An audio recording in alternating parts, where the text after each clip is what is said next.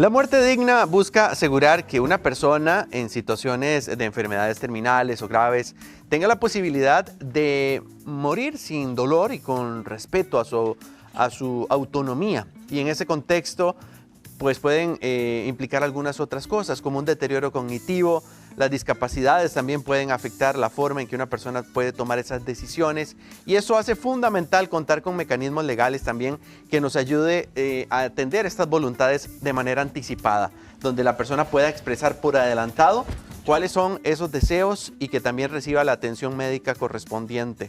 Por eso es que tocamos este tema, por la importancia que tiene la muerte digna y aquellos cuidados que son legales para el adulto mayor también. Y hoy en este tema nos acompañarán Isabel Ramos, que es académica, y también el abogado Germán Mora. Buenos días, ¿cómo les va? Muy bien, un placer estar aquí. Qué gusto recibirles. Un tema muy sensible, ¿verdad? Hablar de muerte digna, en ocasiones no pensamos en eso por omitir la forma en la que la persona ya no estará con nosotros, esta pérdida. Pero hay que tomarlo en cuenta para anticipar muchas de esas situaciones que a veces se nos complican también. Efectivamente es así. Bueno, un honor, un placer y un gran gusto estar otra vez aquí, y en este momento algo muy especial porque tenemos a una reconocida e importante académica argentina que nos viene a hablar sobre estos temas. En relación a lo que estamos pensando, lo que estamos viviendo, nosotros deberíamos de tener la libertad, teóricamente, de saber cómo vivir, pero también elegir cómo morir. Pero hay un montón de imposiciones. Hace algunos años, algunas décadas, se hablaba mucho del encarnecimiento médico. ¿Qué era eso? Que el médico le trataba de llevar al paciente hasta los últimos extremos de su vida, y podría ser que el paciente hubiese querido tener una muerte digna, una muerte más honorable, como a veces se ha dicho, como sin tanto sufrimiento, sin tanta demacración, sin situaciones tan delicadas. Pero como decimos, lo que ha ocurrido frecuentemente es que las personas nos dicen, hasta los familiares, cómo debemos de morir. Y pues en alguna medida un derecho humano también es elegir la muerte digna, que no se trata de eutanasia ni nada por el estilo. De lo que se trata sencillamente es que la vida se agote en el proceso natural de ella. Y que por supuesto tratemos de hacerlo de una forma acompañados, a veces no en la soledad de un hospital, acompañados por nuestra familia. Ojalá inclusive con los tratamientos que puedan aplacar el dolor. Y estos aspectos vienen siendo muy importantes porque, igual, desde hace algunos años para acá, todos nos hemos dado cuenta que la esperanza de vida de seres humanos aumenta. Hay cosas que han cambiado muy positivas en mi opinión. Por ejemplo, ahora hay más viudas que viudos.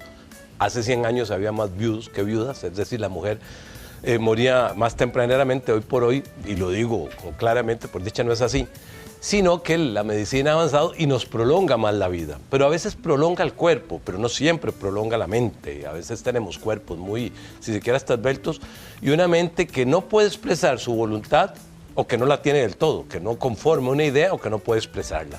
Entonces, bajo ese entendido, resulta como importante tener estos nuevos derechos, estos derechos que ahora llamamos de tercera o cuarta generación, estos aspectos tan importantes como es también analizar de una manera más particular el deterioro cognitivo, que también se está dando mucho, y saber que cuando tenemos un deterioro cognitivo leve todavía somos soberanos de nuestras decisiones. Pero bueno, definitivamente aquí tenemos la invitada de lujo. ¿Cuándo es bueno hacer esa conversación, Isabel? Porque entre familiares en ocasiones pasa que ya ocurrió la mala noticia de que viene una enfermedad terminal o la situación que afecta a la realidad de esa persona, para poder tener un espacio de conversación adecuado. ¿Qué es lo que hay que tomar en cuenta?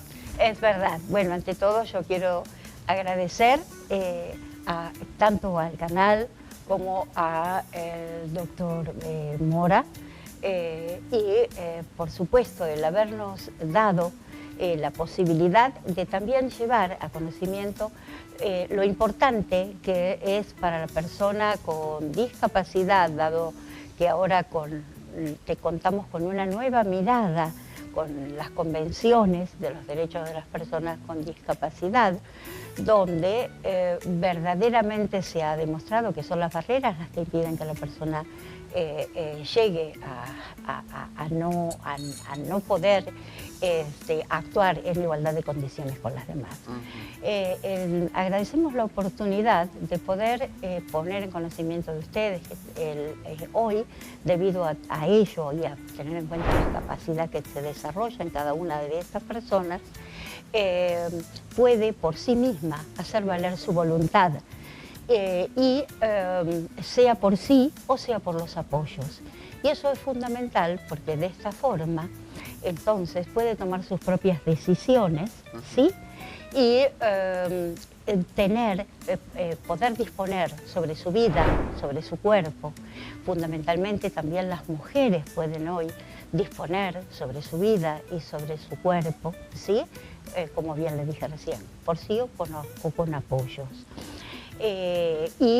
También definir cuál es su voluntad respecto de tener una muerte digna y una verdadera calidad de vida. Incluso está salvaguardado, y por eso no llegamos a poder hablar o decir de una eutanasia, porque justamente esa voluntad, ¿sí?, va a ser refrendada en aquellos casos que así lo pueda entender el juzgador, por los equipos interdisciplinarios que se encargarían de ello. Pero sí puede el sensorial y en general el común denominador poder definir a través de una manifestación de voluntad con presencia de dos testigos ante un notario, de cuál sería su decisión respecto de su vida futura. Eso es un avance muy importante y denota que la persona con discapacidad también ha logrado va logrando de a poquito la inclusión en el medio en igualdad de condiciones. Claro. Germán, el tema de la afectación en el deterioro cognitivo, en esta toma de decisiones, ¿cuándo es que uno empieza a notar que es mejor prever que ya no tenga la capacidad para decidir? Me encanta esa pregunta y eso tiene que ser visto de dos ángulos, de las personas que nos rodean a también interiorizar ese aspecto. ¿Por qué es tan importante? Y como nota a pie de página quiero señalar que Cátedra Americana del Derecho, la que está organizando el webinar de mañana a las 5 de la tarde, que vamos a hablar precisamente sobre estos temas. Refiriéndonos a qué, hay síntomas, símbolos, evidencias, aspectos que podemos denotar en nosotros mismos que ocurre que puede estar iniciando un deterioro cognitivo.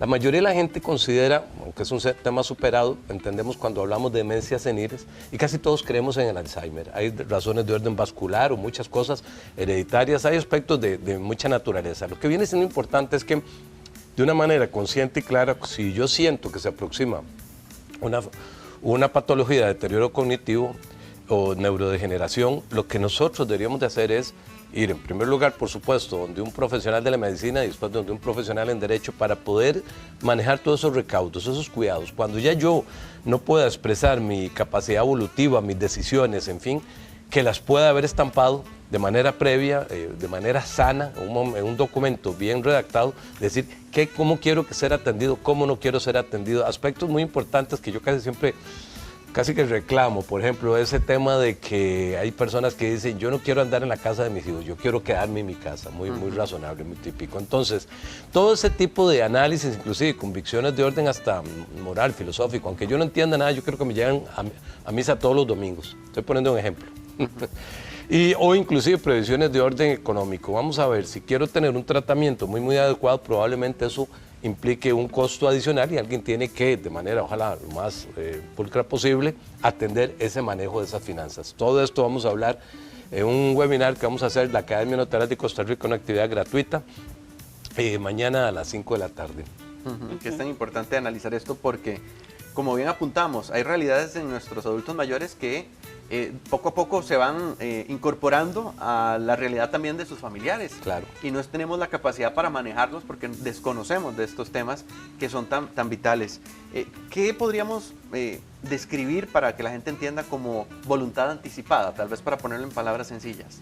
Y bueno, como una voluntad anticipada podríamos definir, y hoy en día también quiero por eso remarcar que la importancia de que la mujer también ha obtenido un rol importante en esto, y un caso muy típico podría ser el que llegado la pérdida de nuestra muerte cerebral, que nuestros órganos sean donados. Otra puede ser perfectamente que mientras dure nuestra agonía, solamente se nos mantenga con el mínimo de posibilidades de vida, que lleguemos a una muerte digna, sin te comento medicación. Muy brevemente que si vos haces una estadística, la mayoría de la gente no quiere sufrir dolores desgarradores y decir, mejor prefiero que no me prolonguen tanto la vida, pero morir de manera un poquito más digna. Voluntades anticipadas es un documento que se hace por lo general ante un notario público, escritura pública, y que implica todo ese tipo de aspectos que son las decisiones que va a tomar una persona que vamos a llamar representante cuando ya yo no pueda expresar mi voluntad, porque viene una demencia senil o un problema vascular cerebral, etcétera, aspectos de esa naturaleza. Bajo ese entendido también puede ser, y hoy por hoy que se habla tanto de la necesidad de la donación de órganos, ahí puede estar contemplado también el aspecto de donación de órganos. Ahora que mencionábamos los adultos mayores, en el tema de la discapacidad, quizás hay alguna situación que se deteriore con el tiempo también a nivel físico, y ellos sienten como esa dependencia de otras personas, ¿verdad? Para poder realizar sus tareas, y eso es como una carga que es inevitable, ¿verdad? Que hay que aprender a manejarlo. Y es entonces allí cuando justamente ahora puede definir con su propia voluntad lo que él desea hacer. Porque en nuestro país, por ejemplo en Argentina, las personas se trata de rescatar el máximo de la capacidad que tienen para que pueda actuar, sobre todo el cognitivo, ¿no es así? Por sí o con los apoyos que pueden ser las personas de confianza, o en caso sumamente extremo, es cuando se fija una curatela. Si no, resuelve él por sí, nadie mejor que él. Hay aspectos, casi para ir concluyendo, que resultan muy importantes, y es que cuando se llega a una etapa de un adulto mayor, no solamente con frecuencia lo que tenemos es una especie de debilidad psíquica, cognitiva, mental, neuronal, etcétera, sino también a veces mucho psicológica, y eso quiere decir que a veces con frecuencia el adulto mayor se siente estorboso, aunque tenga la totalidad de las capacidades, entonces se vuelve frágil, susceptible, muy dócil y fácil de manipular. Esos son los aspectos que nosotros consideramos que tiene que cuidarse mucho. ¿Por qué? Porque el otro día comentaba de un caso que conocí donde una señora traspasó una propiedad y bajo una circunstancia ante un juez, el juez le preguntó, ¿usted quería traspasar eso? Sí, sí quería.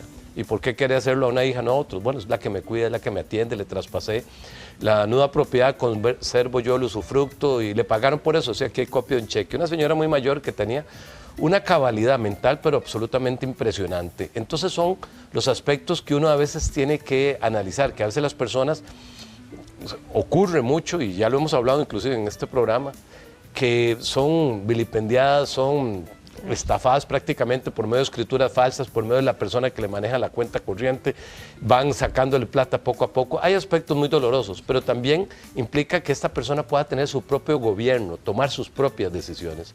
Por eso es que yo felicito al canal, al grupo que está aquí, que ya me tratan como la familia. Muchas gracias por estos espacios tan valiosos y especialmente hoy por tener una insigne profesional que nos visita. Sí, muchas gracias por acompañarnos, de verdad. Isabel, ¿ibas a aportarle algo al comentario? ¿O? Sí, justamente que en esos casos en los cuales pueden tomar resoluciones sobre su patrimonio, ¿sí?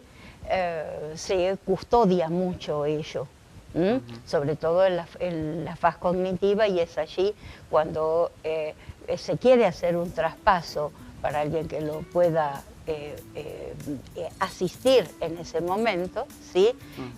Salvaguardando, o sea, podrá disponer de lo que hace de su porción de la legítima, pero en nuestro país libremente no se puede desapoderar. Claro, que eso pasa mucho aquí, ¿verdad? Hemos escuchado noticias donde algunos familiares se aprovechan tal vez de la influencia, la cercanía. Ocurre para con más frecuencia de ¿verdad? lo que te imaginas, porque precisamente es uno de esos temas, eso es como la violencia doméstica, es algo, bueno, se llama violencia doméstica patrimonial, es algo que por lo general se quiere mantener callado, oculto, porque es muy doloroso. Sí, y que es importante que se hable. En estos casos también, por eso hablábamos de a partir de cuándo es que hay que empezar a generar estas conversaciones, porque sabemos que tal vez la figura de ese familiar pues va en un deterioro y la persona no lo reconoce. En esos casos también, ¿cómo hacemos para conversar sin que hayan problemas, se vuelva polémico y que todos podamos ponernos de acuerdo? ¿Qué recomendarían a partir de la experiencia? Excelente pregunta, concientizar precisamente. Y todos tenemos que ser conscientes, decía María Teresa Calcuta, el problema de la pobreza no es falta de dinero, sino falta de conciencia. Todos tenemos que ser conscientes de que en un porcentaje muy alto, más del 40%, luego de los 80 años, las personas van a empezar a tener, la gran mayoría, deterioro cognitivo, máxime que las personas, como mencioné anteriormente, viven más. Entonces, concientizar, ¿qué significa? Hacer un análisis de uno mismo, conversar con las personas adecuadas. Yo casi diría que, tristemente, uno de los aspectos que más problemas provocan, que tiene mucho que ver con todo esto, son las herencias. Sí. ¿Y por qué las herencias? Bueno, porque a final de cuentas, no es inusual, creo que es hasta antropológico los conflictos que ha habido desde épocas bíblicas entre los hermanos, porque yo soy el mayor, el otro no es el mayor, es el privilegiado, hay uno que abusa de los demás, se da mucho. Inclusive, consejo que casi siempre les doy a las personas que piensan hacer una herencia, dicen en Argentina que si quedó algo para la herencia fue que no hiciste bien los números, no se le dieron bien las cuentas, pero lo que viene siendo importante es el hecho de que ojalá poder partirla, no tener que estar todos revueltos, porque eso rara vez no provoca un problema. Yo creo que son de los aspectos que más conflictos se puede dar entre las familias en estos momentos. Es verdad, pero concientizando eso y desde temprano, o sea, no solamente cuando la persona esté llegando a ser adulto mayor o cuando estemos frente a la persona con discapacidad, pero sí difundiendo esto. Por eso agradecemos especialmente la oportunidad que nos dan de demostrar que todos estamos inmersos en esto, en esta instancia histórica, la persona con discapacidad, el adulto mayor, el común denominador, hasta los niños, las adolescentes que también hoy en día tienen derecho a ser escuchados, sobre todo los mayores de 16 años por sí, los menores de 16 años con auxilio de sus padres en determinadas cosas. Y también hoy que se le ha dado la posibilidad, tanto a la mujer como a la mujer con discapacidad, de ser escuchada y tener la oportunidad de participar.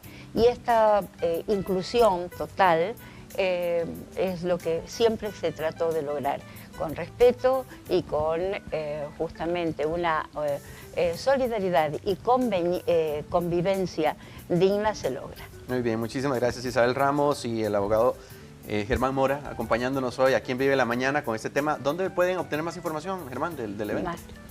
Por supuesto, será un gran gusto, inclusive no tengo ningún inconveniente que me escriban al 8644-2828, me manden un WhatsApp.